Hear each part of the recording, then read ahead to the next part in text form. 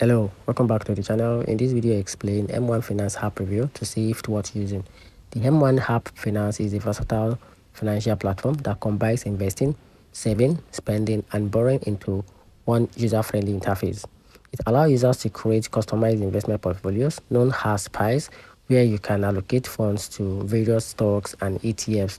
Features like auto invest and dynamic rebalancing automate the investment process, make it easier to maintain your desired asset allocation.